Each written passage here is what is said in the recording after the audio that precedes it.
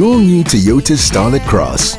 Own it. iDiskiTV powered by World Sports Betting. iDiskiTimes.co.za. Mamelodi Sundowns ibetha iqela leKaizer Chiefs. Amaqela amakhulu namhlanje udibene epheli kwaqothwana laphumelele Sundowns iqela.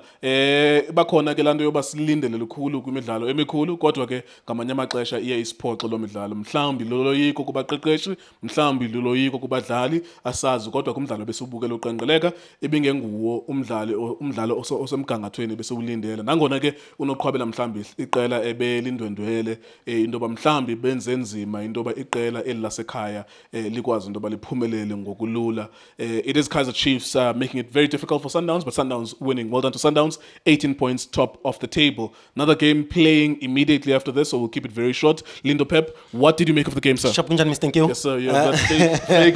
First thing I noticed, fake hairline. We are back. Lindo is back. Yes, sir. Did you reconnect with your barber? Yeah, no, I had to drive to Soweto to go and meet my barber. Ngenze show good thing writing yakhakhas. Tingbulisi bomb squad ngara ngibulisi chairman and technical director, Chucks and Chucks, just out here ngibulisa now Mr. Nkiu. Mr. Nkiu, congratulations to Mamelodi Sundowns. Congratulations to Miguel Cardoso. Where do I start? So many talking points in this game, in my opinion. But maybe let's start with the first critical phase, which is, in my opinion, from a tactical perspective. These games are normally games that coaches don't enjoy. Even the players, it's games for fans and the players. The players like playing big games because obviously they want to show their capabilities and their quality.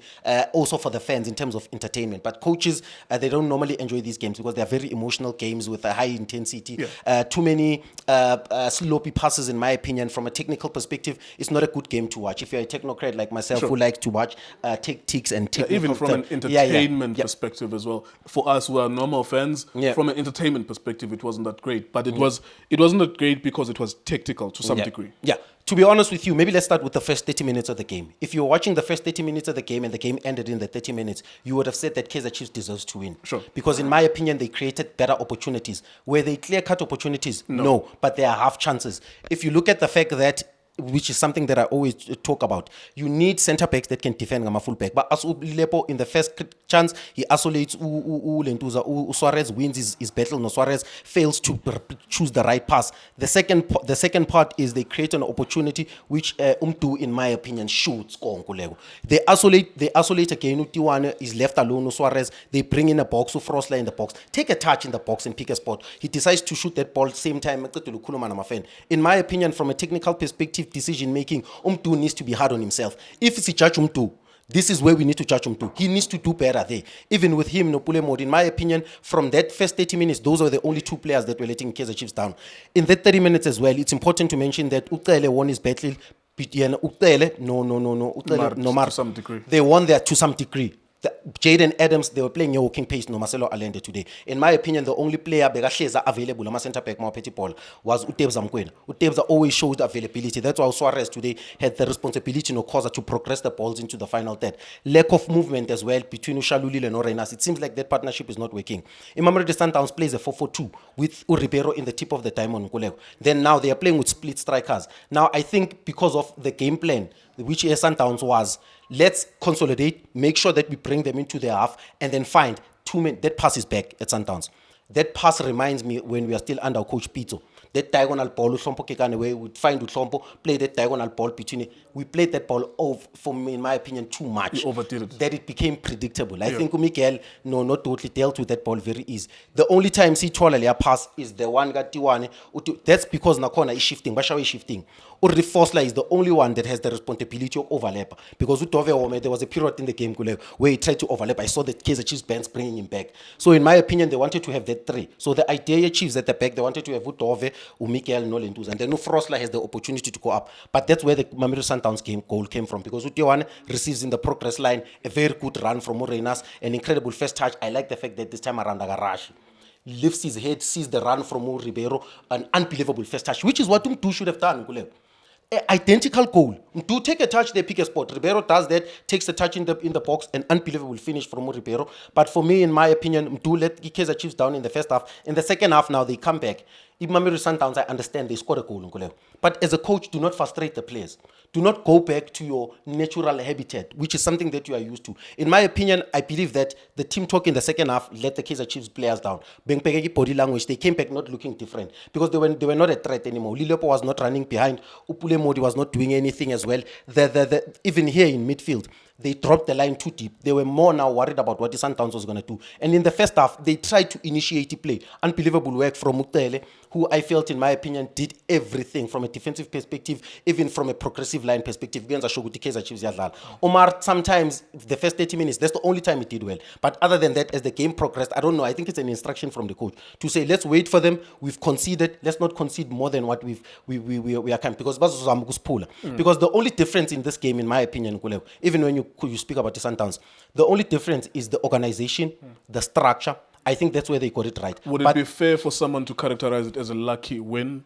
Because there will be a lot of conversations, of course, amongst fans, and it will be described as Chiefs could have done something, which is true. Could you then describe this as a lucky win? I wouldn't say it's a lucky win, in my opinion. This team has a crazy schedule. Maybe this is this performance I can give them leeway to say, okay, I can forgive them. The performance doesn't look great, in my opinion, because for me, I would rather say the game was won by the quality of Lucas Ribeiro. That was the difference. Because if you were watching the game for 60 minutes, pound for pound, it looked like the game is average. Not average. It looked like the game is even. Yeah. But it I looks think like two teams are equal, basically. But the quality of Lucas Ribeiro was the difference, in my opinion. The quality, he's the one that made a difference. But even he, if he's honest with himself, he would know that he did not play well. Yeah, it wasn't his great game. Yeah. According to his Sundowns, from a structural perspective, I think Miguel Cardoso, the overload of the players, I think the schedule, you can tell that Bashawi periodization, because even the Sabka Lucas Ribeiro, you can tell that the boy has been becoming tired now. So for me, I can maybe point the performance to the schedule, to periodization, net data. I think they're going to have to structure those things because it seems like a team, they need to get used to that. We need to wrap it up. There's another game. What does the 18 points mean to Sundowns now? Because it's getting wider. I know Pirates could beat Marumo Gallants. We're going to watch that now. And it could go back to 15 points. But to grind this result, they ground today. They did grind today. But to constantly, every time you are competing against them, you think you're getting closer, they peel away. How much would it mean psychologically, even to Pirates players? Like I said to you, Nkulego, for me, this is a question to say Orlando Pirates, they need to play every game completely different. Now they can't play a game in a pace, in a philosophy, in a system. They have to chase. Now they have to play every game to score. They have to play every game to win. And sometimes that makes, from a technical perspective, some players become under pressure. They end up losing the ball, playing passes that they shouldn't be playing. And even from the way, from a psychological perspective, how they approach games. They no longer approach games with this system they are building for every game. They want to have reference. Now they have to win. It's like playing a tournament football. Absolutely. Yeah. There you go. Thank you very much, Lindo. We'll come back, of course, for the Orlando Pirates game, which they're playing against Marumo Gallants. Mamelodi Sundowns, even in their not so great performance, being able to pull out a result against Kaizer Chiefs.